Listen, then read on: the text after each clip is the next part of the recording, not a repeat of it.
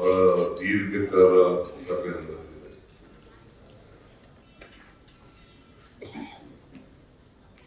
ಭಾಷಣ ಮಾಡಿದವರೆಲ್ಲರೂ ಕೂಡ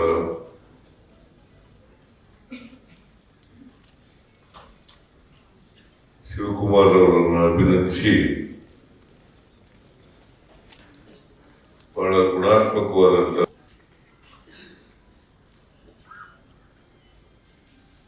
ಶಿವಕುಮಾರ್ ಅವರು, ಮಾದೇವಪ್ಪನವರು ಅನೇಕ ವಿಚಾರಗಳನ್ನ ನಿಮ್ಮ ಮುಂದೆ ಪ್ರಸ್ತಾಪ ಮಾಡಿದ್ದಾರೆ.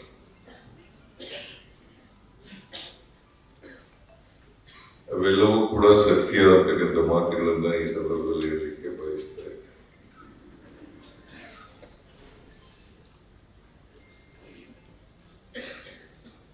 ಶಿವಕುಮಾರ್ ಅವರು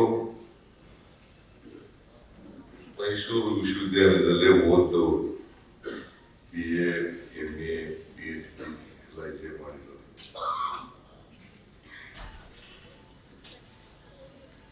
ಮತ್ತೆ ಅವರ ಕುಟುಂಬ ರಾಜಕಾರಣದ ಕುಟುಂಬ ಆಗೋದ್ರಿಂದ ನಮ್ಮ ಸಾಮಾಜಿಕ ವ್ಯವಸ್ಥೆ ಬಗ್ಗೆ ಬಹಳಷ್ಟು ತಿಳ್ಕೊಂಡಿದ್ದಾರೆ ಅಂತಕ್ಕಂಥ ಮಾತುಗಳನ್ನ ಈ ಸಂದರ್ಭದಲ್ಲಿ ಪ್ರತಿಯೊಬ್ಬರು ಕೂಡ ನಮ್ಮ ಸಾಮಾಜಿಕ ವ್ಯವಸ್ಥೆ ಬಗ್ಗೆ ತಿಳಿದುಕೊಳ್ಳಬೇಕು.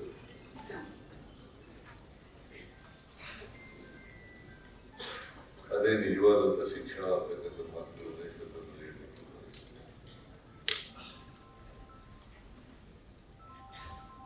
ಇವತ್ತು ಸಮಾಜದಲ್ಲಿ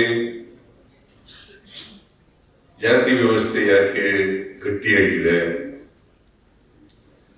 ಅಸಮಾನತೆ ನಿರ್ಮಾಣ ಆಗಿದೆ,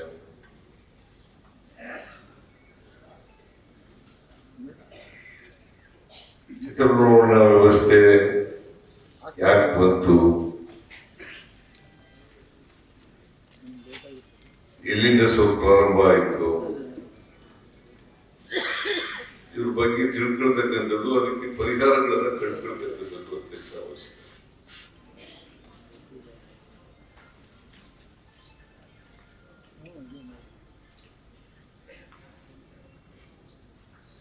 ಅದು ತಿಳ್ಕೊಳ್ಳದೆ ಹೋದ್ರೆ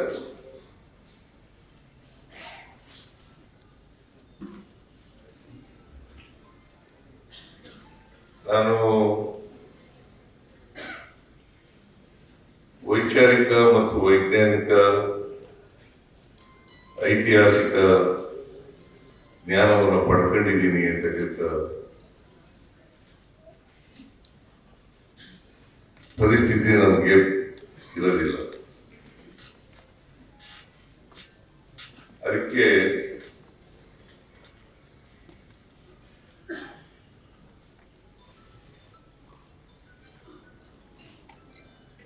ವೈಚಾರಿಕ ವೈಜ್ಞಾನಿಕ ಶಿಕ್ಷಣ ಸಿಗದೆ ಹೋದರೆ ಸಮಾಜವನ್ನ ಸರಿಯಾದ ರೀತಿಯಲ್ಲಿ ಅರ್ಥ ಮಾಡಿಕೊಳ್ಳಲಿಕ್ಕೆ ಸಾಧ್ಯ ಆಗಲ್ಲ. ನಾವೆಲ್ಲರೂ ಕೂಡ ಈ ಸಮಾಜದಲ್ಲಿ ಇರ್ತಕ್ಕಂಥ ಮೌಢ್ಯಗಳು, ಕಂದಾಚಾರಗಳಿಗೆ ಬಲಿಯಾಗಬಾರದು.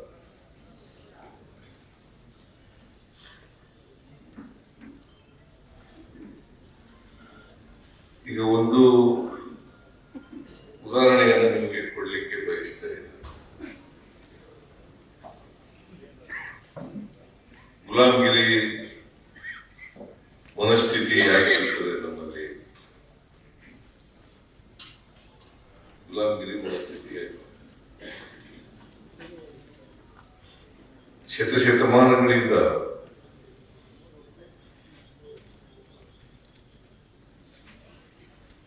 ಜಾತಿ ವ್ಯವಸ್ಥೆಯ ಕಾರಣಕ್ಕೋಸ್ಕರ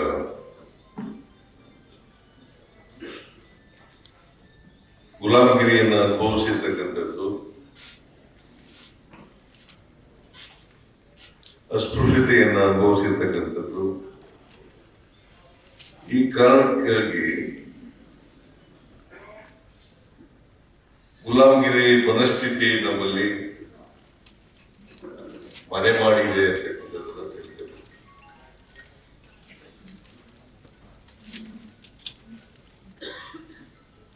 ಈಗ ಒಬ್ಬ ಮೇಲ್ಜಾತಿಯವನು ಬಡವ ಬಂದರೂ ಕೂಡ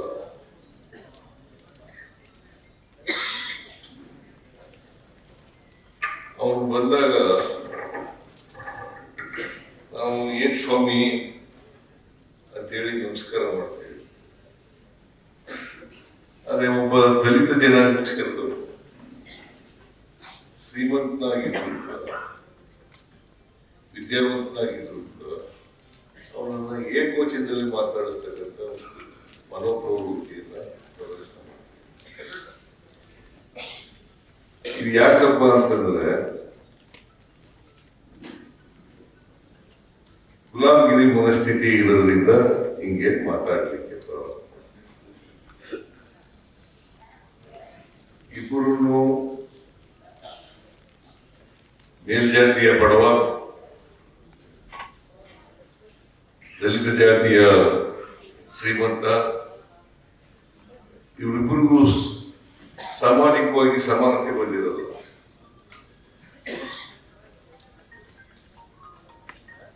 ಆ ಸಮಾನತೆ ನಮ್ಮ ಮನಸ್ಥಿತಿಗಳಲ್ಲೂ ಕೂಡ ಇರ್ತದೆ.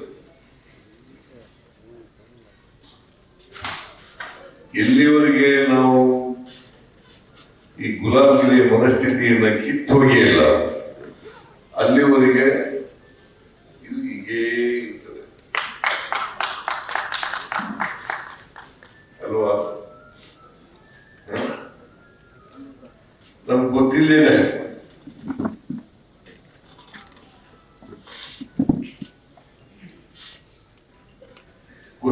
ನಮಸ್ಕಾರ ಮಾಡ್ತೀವಿ, ಗೊತ್ತಿಲ್ಲದೆ ಏಕವಚನದಲ್ಲಿ ಮಾತಾಡ್ತೀವಿ ಅಥವಾ ತುಚ್ಛವಾಗಿ ಮಾತಾಡ್ತೀವಿ.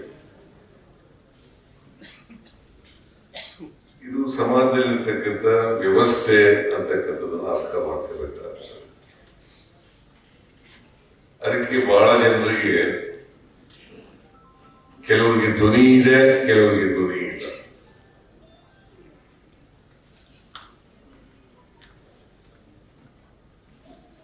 ಶಿವಕುಮಾರ್ ಒಬ್ಬ ಪತ್ರಕರ್ತ ಆಗೋದ್ರಿಂದ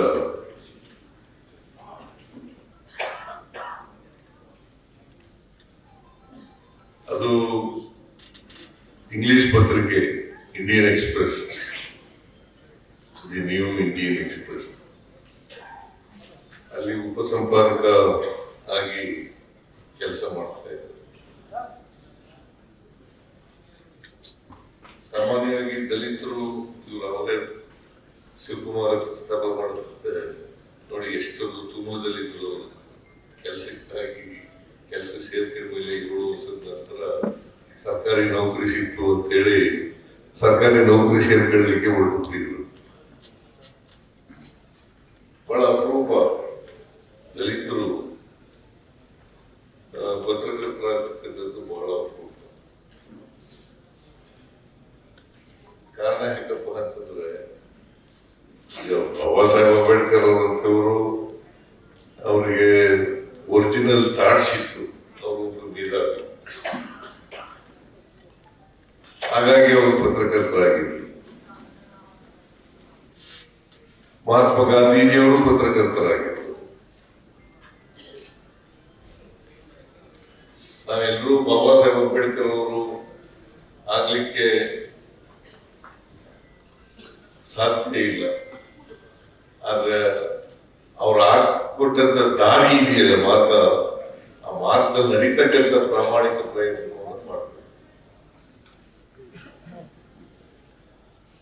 ಅದನ್ನ ಶಿವಕುಮಾರ್ ಅವರು ಮಾಡ್ಕೊ ಬಂದಿದ್ದಾರೆ ಅಂತಕ್ಕಂಥ ಹೇಳಲಿಕ್ಕೆ ನಾನು ಪ್ರಯತ್ನವನ್ನು ಮಾಡ್ತಾ ಇದ್ದೆ. ಅದನ್ನ ನನ್ನ ಜೊತೆಯಲ್ಲಿ ಅನೇಕ ಸಾರಿ ಚರ್ಚೆ ಮಾಡಿದ್ದಾರೆ. ನನ್ನ ರೂಮ್ ಬಂದು ಬೆಳಿಗ್ಗೆನೆ ಚರ್ಚೆ ಮಾಡಿದ್ರು. ಅವರು ಪತ್ರಿಕೋದ್ಯಮದ ಬಗ್ಗೆ ಮಾತಾಡ್ತಿರ್ಲಿಲ್ಲ. ನಮ್ಮ ಸಾಮಾಜಿಕ ವ್ಯವಸ್ಥೆ ಇದೆಯಲ್ಲ, ಜಾತಿ ವ್ಯವಸ್ಥೆ ಇದೆಯಲ್ಲ, ಇದ್ರ ಬಗ್ಗೆನೇ ಹೆಚ್ಚಾಗಿ ಮಾತಾಡ್ತಾ ಇದ್ದಾರೆ.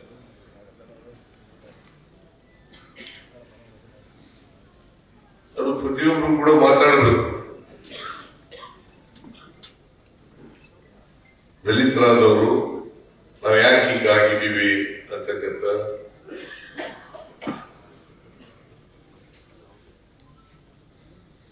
ಅದಕ್ಕೆ ಪರಿಹಾರ ಏನು ಅಂತಕ್ಕಂಥ ಚಿಂತನೆ ಮಾಡ್ತಕ್ಕಂಥದ್ದಿದೆಯಲ್ಲ ಅತ್ಯಂತ ಅವಶ್ಯ ಅಂತಕ್ಕಂಥ ಮಾತುಗಳನ್ನ ಈ ಸಂದರ್ಭದಲ್ಲಿ ಹೇಳಲಿಕ್ಕೆ ಬಯಸ್ತೇನೆ.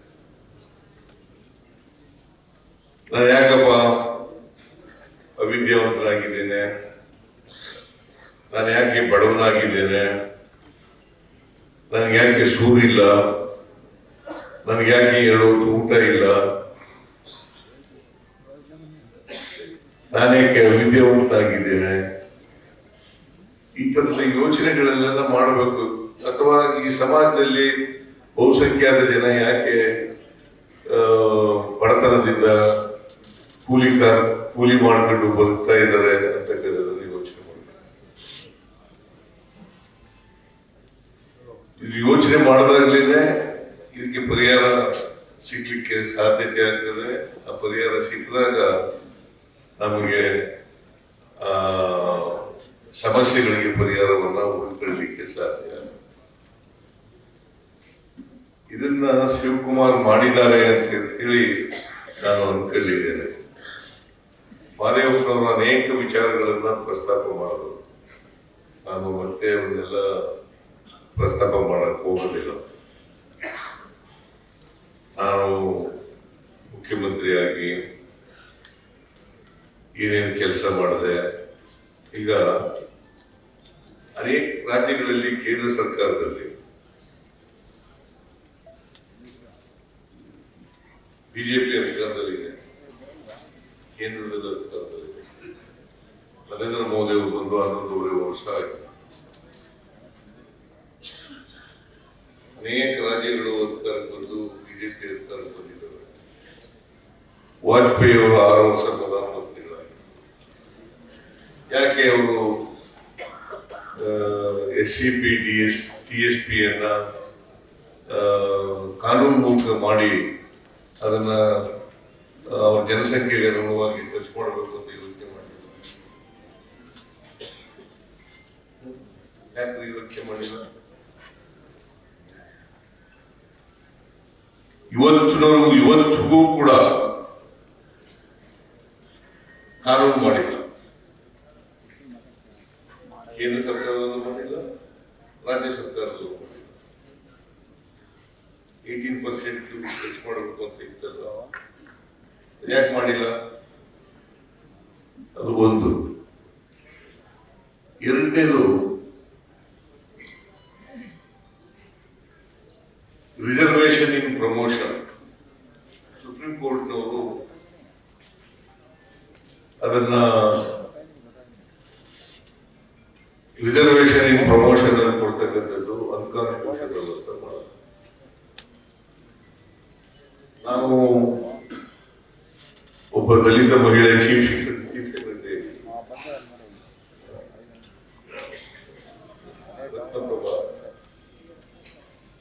ಅವ್ರ ಅಧ್ಯಕ್ಷದಲ್ಲಿ ಒಂದು ಸಮಿತಿ ಮಾಡಿ, ಸಮಿತಿಯಿಂದ ವರದಿ ತಗೊಂಡು ಅದನ್ನ ಜಾರಿ ಮಾಡೋದು. ಸುಪ್ರೀಂ ಕೋರ್ಟ್ ನಲ್ಲಿ ಅದು ಚಾಲೆಂಜ್ ಆಯಿತು. ಸುಪ್ರೀಂ ಕೋರ್ಟ್ ನಲ್ಲೂ ಕೂಡ ಊರ್ಜಿತ ಆಯಿತು. ಯಾಕೆ ಬೇರೆ ಪ್ರೈಮ್ ಮಿನಿಸ್ಟರ್ ಯಾಕೆ ಮಾಡ್ಲಿಲ್ಲ?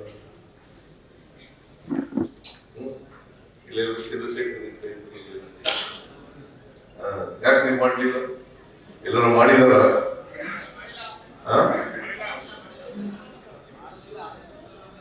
ಊರ್ಜಿತ ಆಗಿದೆಯಲ್ಲ ಸುಪ್ರೀಂ ಕೋರ್ಟ್ ನಲ್ಲಿ, ಯಾಕೆ ಮಾಡ್ಲಿಲ್ಲ?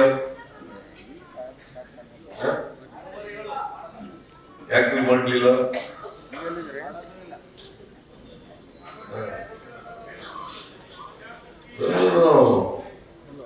ನಮ್ಮಲ್ಲಿ ಬಹಳ ಜನ ಅದಕ್ಕೆ ವಿರುದ್ಧವಾಗಿ ಆರ್ಗ್ಯುಮೆಂಟ್ ಮಾಡೋರು ಇದ್ದಾರೆ. ದಲಿತ ಸಮುದಾಯಕ್ಕೆ ಸೇರಿದವ್ರೆ, ದಲಿತ ಸಮುದಾಯಕ್ಕೆ ಸೇರಿದವ್ರೆ ಆರ್ಗ್ಯುಮೆಂಟ್ ಮಾಡೋದು ನೋಡಿದ್ದೀನಿ ನಾನು. ಏನಪ್ಪ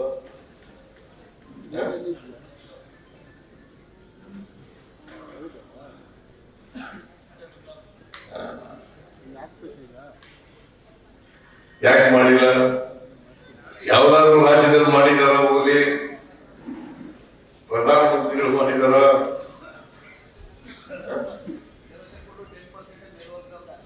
ಈಗ ಮೊನ್ನೆ ಒಂದು ಕಾನೂನು ಮಾಡಿದ್ದಾರೆ ಈ ಡಿಸೆಂಬರ್ನಲ್ಲಿ 18ನೇ ತಾರೀಕು ಒಂದು ಕಾನೂನು ಮಾಡಿದ್ದಾರೆ. ಮಹಾತ್ಮ ಗಾಂಧೀಜಿ ನರೇಗಾ ಮನ್ರೇಗಾ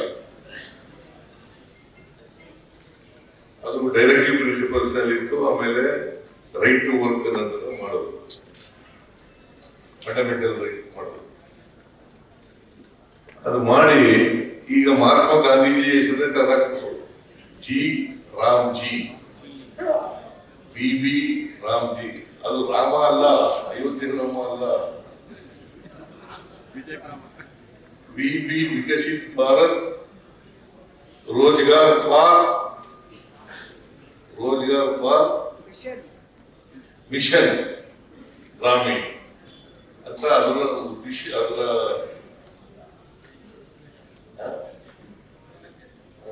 ಅಬ್ರಿವೇಷನ್ ಚೇಂಜ್ ಮಾಡಿದ್ವಿ, ರಿಪೀಲೇ ಮಾಡ್ಬಿಟ್ರು ಆಕ್ಟ್ನ. ಅದ್ರಲ್ಲಿ ಯಾರು ತೊಂದರೆ ಆಯ್ತು ನೋಡಪ್ಪ. 28% ಪರಿಶಿಷ್ಟ ಜಾತಿ ಪರಿಶಿಷ್ಟ ವರ್ಗದಲ್ಲಿರೋದು, 17% ಪರಿಶಿಷ್ಟ ಜಾತಿ, 11% ಪರಿಶಿಷ್ಟ ವರ್ಗ. ಯಾರು ಮಾತಾಡಿದ್ದೀರಾ? ಮಾತಾಡಬೇಕ ಬೇಡ? ಏನ್ರಿ ಚಂದ್ರಶೇಖರ್ ಗೊತ್ತಾಯ್ತೇನಪ್ಪ? 17% ಶೆಡ್ಯೂಲ್ ಕಾಸ್ಟ್,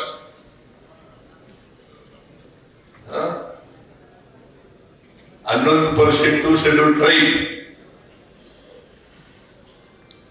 ಇಷ್ಟೊಂದು ಜನ ಅನ್ಯಾಯ ಆಯ್ತಲ್ಲ. ಯಾರು ಮಾತಾಡಿದಾರ?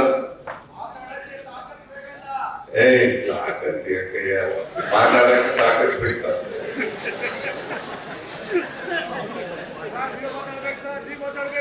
ಕಾನ್ಸ್ಟಿಟ್ಯೂಷನ್ ಅಲ್ಲಿ ನಿಮಗೆ ಅಭಿವ್ಯಕ್ತಿ ಸ್ವಾತಂತ್ರ್ಯ ಕೊಟ್ಬಿಟ್ಟಿದ್ದಾರೆ. ಮಾತಾಡಕ್ಕೆ ತಾಕತ್ ಬೇಕಂತೆ. ತಿಳ್ಕೊಳಕ್ ಹೋಗಲ್ಲ. ಈಗ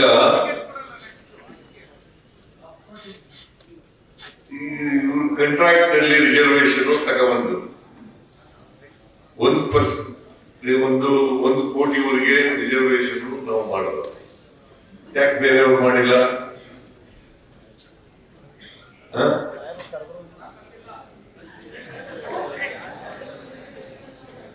ಯಾಕಂತಂದ್ರೆ ಮಹಾತ್ಮ ಗಾಂಧೀಜಿಯವರು ಏನಂತ ಹೇಳಿದ್ರು ಅಂತಂದ್ರೆ, ಅಲ್ಲ ಬಾಬಾ ಸಾಹೇಬ್ ಅಂಬೇಡ್ಕರ್ ಅವರು ಏನಂತ ಹೇಳಿದ್ರು ಅಂತಂದ್ರೆ, ರಾಜಕೀಯ ಸ್ವಾತಂತ್ರ್ಯ ಸಿಕ್ಕಿದೆ ನಮಗೆ. ರಾಜಕೀಯ ಸ್ವಾತಂತ್ರ್ಯ ಯಾವುದ್ರ ಮೇಲೆ ನಿಂತಿದೆಯಪ್ಪ ಅಂತಂದ್ರೆ, ಸಾಮಾಜಿಕ, ಆರ್ಥಿಕ, ಶೈಕ್ಷಣಿಕ ಸ್ವಾತಂತ್ರ್ಯದ ಮೇಲೆ ನಿಂತಿದೆ.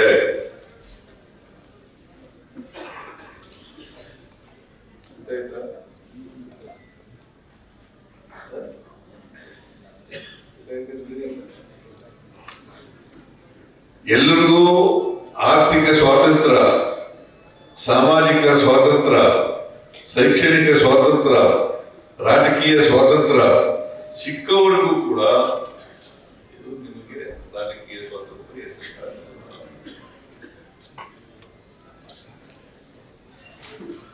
ಇದು ಆಗ್ಬೇಕಾದ್ರೆ ಪ್ರತಿಯೊಬ್ಬರಿಗೂ ಕೂಡ ಸ್ವಾವಲಂಬನೆ ಸಿಗಬೇಕು. ಆರ್ಥಿಕವಾಗಿ, ಸಾಮಾಜಿಕವಾಗಿ, ಶೈಕ್ಷಣಿಕವಾಗಿ ಸ್ವಾವಲಂಬನೆ ಸಿಗಬೇಕು. ಜಾತಿ ಯಾಕೆ ಹೋಗಿಲ್ಲ ಇಷ್ಟು ವರ್ಷ? ವಿದ್ಯಾವಂತರು ಯಾಕೆ ಮಾಡ್ತಾರೆ?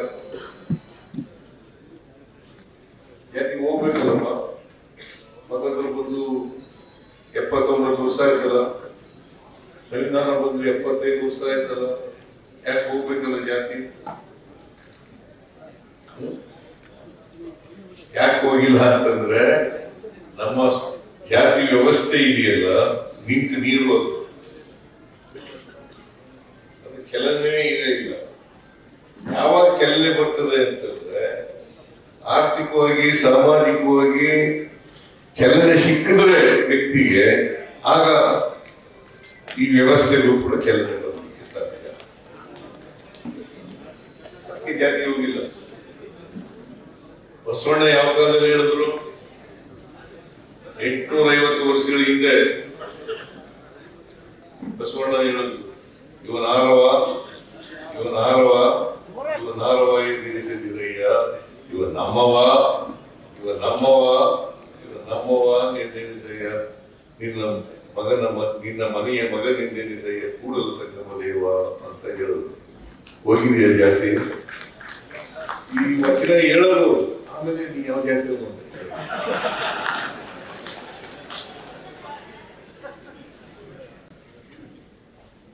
ನಾವು ಇದನ್ನೆಲ್ಲ ಅರ್ಥ ಮಾಡ್ಕೋಬೇಕಲ್ಲ. ಈ ಸೂಕ್ಷ್ಮಗಳಿಂದ ಅರ್ಥ ಮಾಡ್ಕೋಬೇಕಲ್ಲ. ನಾನು ಶಿವಕುಮಾರ್ಗೆ ಇವೆಲ್ಲ ಅರ್ಥ ಆಗಿದೆ ಅಂತ ಹೇಳಿದ್ದೀನಿ. ನಾನು ಎಲ್ಲ ಶಿವಕುಮಾರ್ ಎಲ್ಲ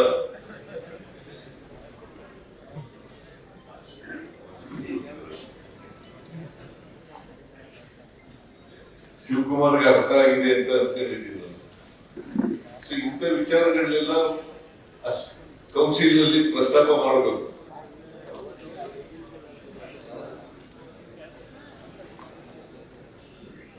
ಸೂಕ್ಷ್ಮ ಆದರೂ ಸತ್ಯ, ಸೂಕ್ಷ್ಮ ಆದರೂ ಸತ್ಯ.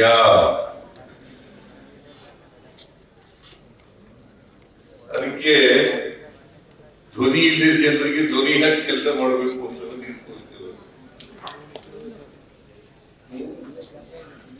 ಈಗ ನಾವು 1 ಕೋಟಿವರೆಗೆ ಯಾಕೆ ಮಾಡೋದು ಅಂತಂದ್ರೆ, ಇವರು ಕೂಡ ಆರ್ಥಿಕವಾಗಿ ಸಬಲರಾಗ್ಲಿ. ಯಾಕಂತಂದ್ರೆ ನಮ್ಮ ವ್ಯವಸ್ಥೆ ಇದೆಯಲ್ಲ, ಮನುವಾದಿಗಳ ಪ್ರಕಾರ ಬಡವರ ಕೈಯಲ್ಲಿ ದುಡ್ಡಿರಬಾರ್ದು.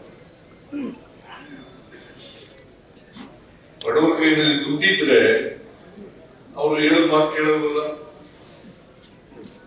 ಮತ್ತೆ ಗುಲಾಮರಾಗಿ ಕೆಲಸ ಮಾಡೋದಲ್ಲ. ಅದಕ್ಕೋಸ್ಕರ ಬಡವರ ಕೈಯಲ್ಲಿ ದುಡ್ಡಿರಬಾರ್ದು.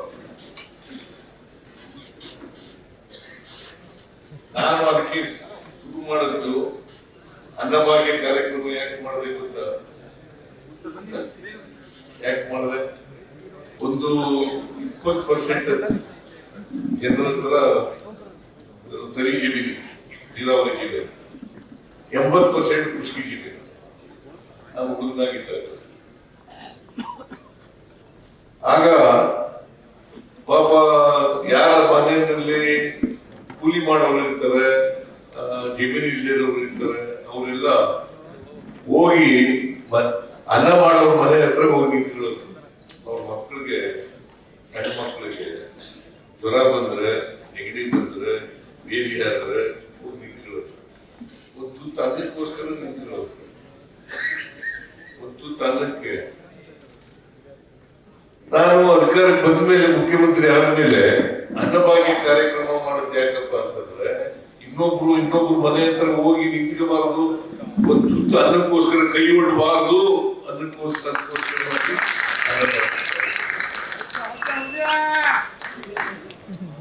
ಅದಕ್ಕೆ ಒಂದ್ಸಾರಿ ಇದ್ರ ಬಗ್ಗೆ ಚರ್ಚೆ ಆಯ್ತಾ ಇದೆ. ಅನ್ನಭಾಗ್ಯ ಕಾರ್ಯಕ್ರಮ ಮಾಡ್ಬಿಟ್ಟು ಈ ಸೋಮಾರಿಗಳಾಗ್ಬಿಟ್ಟಿದ್ದಾರೆ, ನಮ್ಗೆಲ್ಲ ಕೂಲಿಗೆ ಬರೋದಿಲ್ಲ ಜನ ಅಂತ ಎಲ್ಲ ಚರ್ಚೆ ಮಾಡ್ತಾ ಇದ್ರು. ಅವರು ಪಾಪ ಬೀದರ್ MLA ಸದೋಗಿದ್ದಾರೆ. ಅವ್ರು ಒಂದ್ಸರಿ ನಾನು ಉತ್ತರ ಕೊಡುವಾಗ ಹೇಳಿದೆ, ನೋಡಪ್ಪ, ಬಹಳ ದಿನ ಇದು ಹೋಗ್ಬಿಟ್ಟಿದೆ. ಈ ಒಂದಷ್ಟು ದಿನ ಅವ್ರು ಒಂದಷ್ಟು ದಿನ ರೆಸ್ಟ್ ತಗೊಳ್ಳಿ, ಈ ಒಂದಷ್ಟು ದಿನ ಕೆಲಸ ಮಾಡಿದ್ದಾರೆ.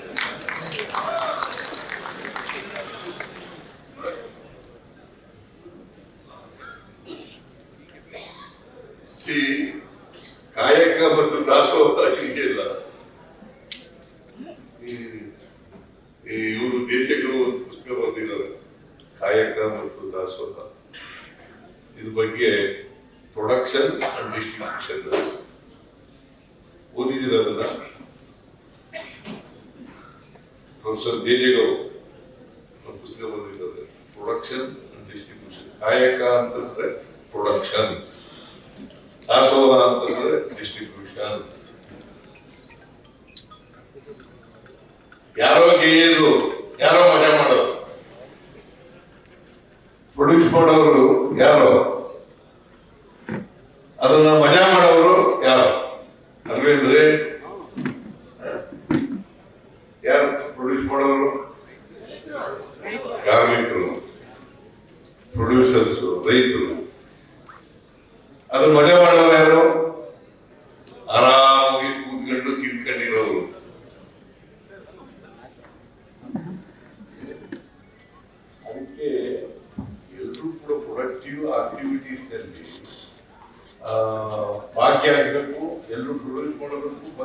ಹಂಚ್ಕೋಬೇಕು, ಅದನ್ನೇ ಡಿಸ್ಟ್ರಿಬ್ಯೂಷನ್ ಅಂತ ಇದೆ. ಬಸವಣ್ಣವ್ರ ಕಾಲದಲ್ಲಿ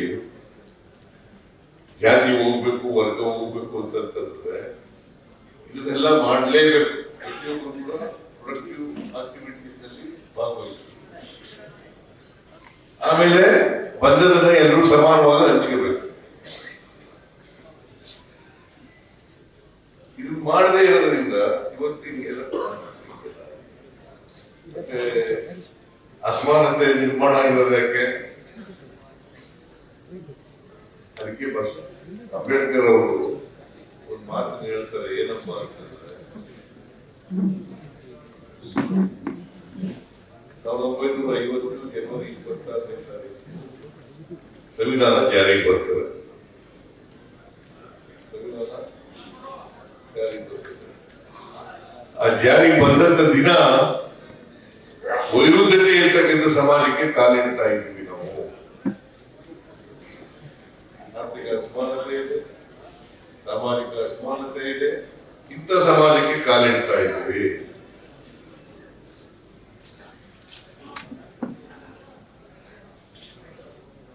ಅದರಿಂದ ಇಲ್ಲಿವರೆಗೆ ಈ ಅಸಮಾನತೆಯನ್ನು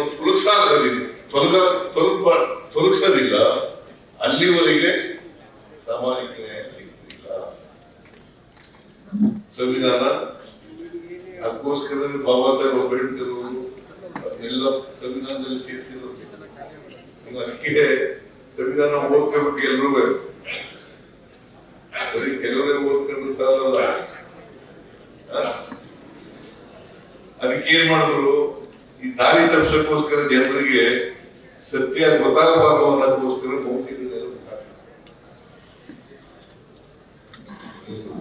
ನೀನ್ ಯಾಕಪ್ಪ ಹಿಂಗೆ ಬಡವಳಾಗಿದ್ಯಾ, ನೀನ್ ಯಾಕೆ ಚಡಿ ಇಲ್ಲ, ಟೀ ಇಲ್ಲ, ನೀನ್ ಯಾಕೆ ಸೂರಿಲ್ಲ, ನಿನ್ಗೆ ಊಟ ಇಲ್ಲ, ನೀನ್ ಯಾಕೆ ಅವಿದ್ಯಾವಂತನಾಗಿದ್ಯಾ ಅಂತಂದ್ರೆ ನಾನು ಪಾಪದ ಕೆಲಸ ಮಾಡ್ಬಿಟ್ಟಿದ್ದೆ, ಅದಕ್ಕೋಸ್ಕರ ಈ ಜೀವನದಲ್ಲಿ ಹುಟ್ಟಿದೀನಿ. ಹಿಂಗೆ ಬಸವಣ್ಣ ಹಂಗಂತ ಹೇಳಿದಾರ. ಈ ಜನ್ಮದಲ್ಲಿ ಪಾಪ, ಇನ್ನೊಂದು ಜನ್ಮದಲ್ಲಿ ಪಾಪ ಕೆಲಸ ಮಾಡ್ಬಿಟ್ಟಿದೀನಿ, ಈ ಜನ್ಮದಲ್ಲಿ ಹಿಂಗ್ ಮಾಡ್ಬಿಟ್ಟಿದೀನಿ, ಹಿಂಗ್ ಬಿಟ್ಬಿಟ್ಟಿದೀನಿ. ಇದನ್ನ ಗಟ್ಟಿಯಾಗಿ ನಂಬ್ಕೊಳ್ಳೋ ರೀತಿ ಮಾಡ್ಬಿಟ್ಟು ಗಟ್ಟಿ ಮಾಡ್ಬಿಟ್ಟು ಈಗಲೂ ನಮ್ಗೆ ಬಹಳ ಜನ ಹೇಳ್ತಾರೆ. ಈಗಲೂ ನನ್ನ ಪಕ್ಕದಲ್ಲಿ ಕೂತಿದ್ದೀನಿ, ಅಲ್ಲಿ ಯಾರು ಇವತ್ತು ಬೆಳಿಗ್ಗೆ ಯಾರು ಹೇಳ್ತಾ ಇದ್ರು, ನನಗೆ ಹೇಳ್ತಾ ಇದ್ರು, ನೀನ್ ಯಾಕಪ್ಪ ಹಿಂಗ್ ಬಿಟ್ಟಿದ್ಯಾ ಅಂತ. ನಾನು ಹಣೆ ಬರ ಸ್ವಾಮಿ, ಏನ್ ಹಣೆ ಬರ್ಬಿಡ್ತಾನ ಬ್ರಹ್ಮ, ನಿನ್ಗೆ ಚಡ್ಡಿ ಇರ್ಬಾರ್ದು, ಹಿಂಗಿ ಇರ್ಬಾರ್ದು, ನಿನ್ಗೆ ಹೊಟ್ಟೆಗೆ ಇಟ್ಟಿರ್ಬಾರ್ದು ಅಂತ ಬರ್ಬಿಡ್ತಾನ ಬ್ರಹ್ಮ.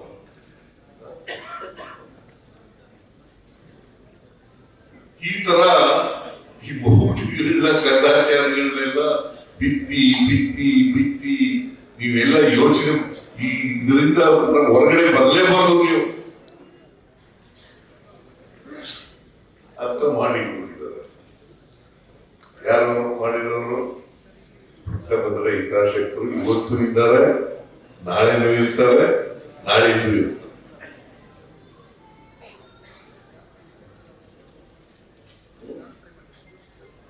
ಇದನ್ನೆಲ್ಲ ಅರ್ಥ ಮಾಡ್ಕೋಬೇಕಾದ್ರೆ ಅದಕ್ಕೆ ನಾನು ಶಿವಕುಮಾರ್ಗೆ ಇವೆಲ್ಲ ಅರ್ಥ ಆಗಿದ್ದಾವೆ ಅಂತ ಅನ್ಕೊಂಡಿದ್ದೀನಿ. ನಾನು ಈ ಜನರ ಪರವಾಗಿ ಅಲ್ಲಿ ವಿಧಾನ ಪರಿಷತ್ನಲ್ಲಿ ಕೆಲಸ ಮಾಡುತ್ತೆ.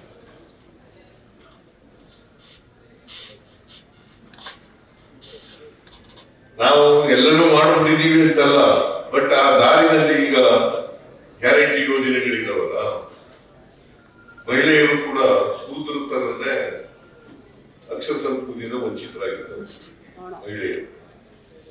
ಈಗೆಲ್ಲ ಸಂವಿಧಾನ ಬಂದ ಮೇಲೆ ಎಲ್ರಿಗೂ ಸಮಾನ ಅವಕಾಶಗಳಿದ್ದಾವೆ, ಎಲ್ಲರೂ ಓದ್ತಾ ಇದ್ದಾರೆ. ಅದಕ್ಕೋಸ್ಕರನೇ ಶಕ್ತಿ ಯೋಜನೆಯನ್ನು ಮಾಡೋದು ನಾವು. ಹಿಂಗೆ ತಾರತಮ್ಯ ಹೋಗ್ಬೇಕು, ಅವರಿಗೆ ಆರ್ಥಿಕವಾಗಿ ಶಕ್ತಿ ಬರಬೇಕು ಅನ್ನೋ ಕಾರಣಕ್ಕೋಸ್ಕರ ಮಾಡೋದು. ನಾವೆಲ್ಲ ಗೃಹಲಕ್ಷ್ಮಿ ಯೋಜನೆ, ಗೃಹ ಜ್ಯೋತಿ ಯೋಜನೆ, ಅನ್ನಭಾಗ್ಯ, ಯುವ ನಿಧಿ, ಈ ಕಾರ್ಯಕ್ರಮಗಳೆಲ್ಲ ಮಾಡೋದು ಇದಕ್ಕೋಸ್ಕರ. ಅಸಮಾನತೆಯನ್ನು ಕಡಿಮೆ ಮಾಡಲಿಕ್ಕೋಸ್ಕರ.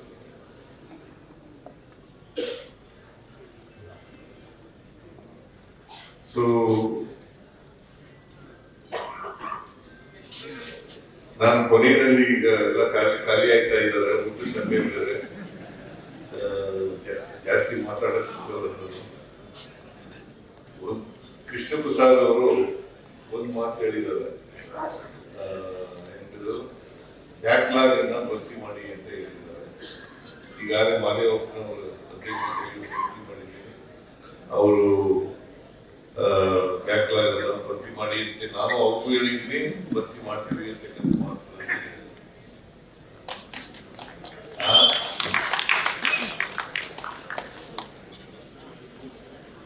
ಅದೇ ಬ್ಯಾಕ್ಲಾಗು ಮತ್ತೆ ಮೈಸೂರು ಯೂನಿವರ್ಸಿಟಿ ಅದು ದುಸ್ಥಿತಿಯಿಂದ ಜಾಗ್ತಾ ಇದೆ, ಅದೆಲ್ಲ ಸರಿ ಮಾಡಿ ಅಂತ ಹೇಳಿದ್ರು. ನಾನು ಮೈಸೂರು ಯೂನಿವರ್ಸಿಟಿಯಲ್ಲಿ ಓದಿರೋ.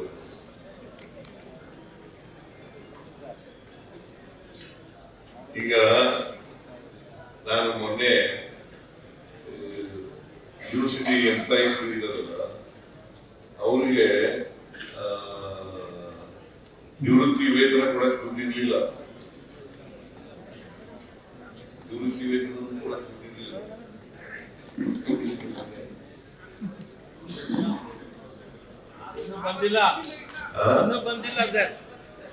ಕೊಟ್ಟಿದ್ದೀನಪ್ಪ, ಈಗ ಕೊಟ್ಟಿದ್ದೀನಿ, ಇನ್ನೂ ಸ್ವಲ್ಪ ಕೊಡ್ತೀನಿ. ಪರ್ಮನೆಂಟ್ ಆಗಿ ಇದಕ್ಕೆ ಪರಿಹಾರ ಹುಡುಕ್ತಕ್ಕಂಥ ಕೆಲಸವನ್ನ ಮಾಡೋಣ. ಯಾವ ಮಟ್ಟಕ್ಕೆ ಹೋಗಿದೆ ಅಂತಂದ್ರೆ ಮೈಸೂರು ಯೂನಿವರ್ಸಿಟಿನಲ್ಲಿ ನಿವೃತ್ತಿ ವೇತನ ಕೊಡ್ಲಿಕ್ಕೂ ಕೂಡ ಸಂಬಳ ಇದೆ ಇರ್ತಕ್ಕಂಥ ಪರಿಸ್ಥಿತಿ. ಅದಕ್ಕೆ ಯಾರ ಕಾರಣ? ಇಂದಿನ ವೈಸ್ ಚಾನ್ಸಲರ್ ಕಾರಣ. ವೈಸ್ ಚಾನ್ಸಲರ್ ಕಾರಣ ಅಂತಕ್ಕಂಥದ್ದನ್ನ ಅರ್ಥ ಮಾಡ್ಕೋಬೇಕಾಗ್ತದೆ. ಎನಿವೆ ಅದು ಸರಿಪಡಿಸ್ತಕ್ಕಂಥ ಕೆಲಸ ಮಾಡೋಣ ಅಂತಕ್ಕಂಥ ಮಾತುಗಳನ್ನ ಈ ಸಂದರ್ಭದಲ್ಲಿ ಹೇಳಲಿಕ್ಕೆ ಬಯಸ್ತೇನೆ. ಈಗ ಏನಾಗಿದೆ, ಕೇಂದ್ರ ಸರ್ಕಾರ ನೋಡಿ, GST ತಂದವರು ಯಾರು? ಕೃಷ್ಣ ಪ್ರಸಾದ್ ಅವರು,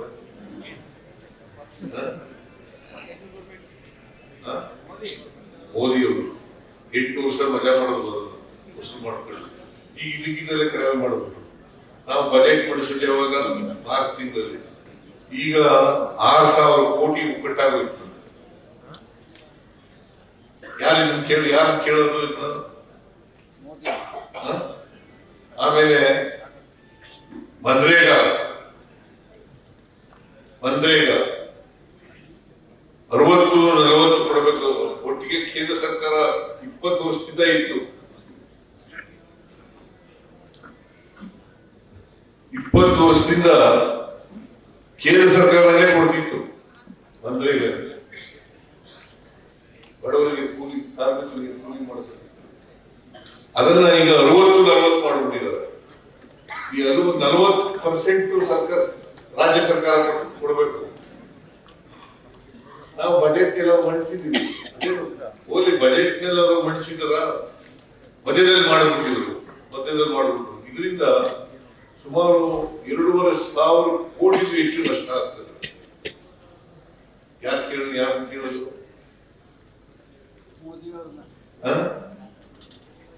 ಮೋದಿ ಅವರು ಕೇಳಿದ್ರು ಕೊಡ್ತಾರ? ಪತ್ರ ಬರೆದಿದ್ದೀನಿ ನಾನು.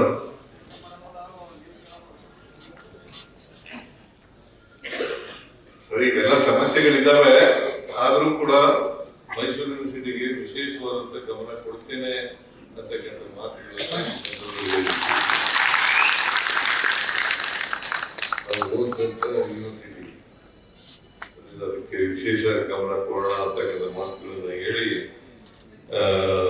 ನಾನು ಕೂಡ ಈ ಧ್ವನಿ ಇಲ್ಲದೆ ಇರ್ತಕ್ಕಂಥ ಅವಕಾಶಗಳಿರುವ ವಕೀಲರಾಗಿರ್ತಕ್ಕಂಥ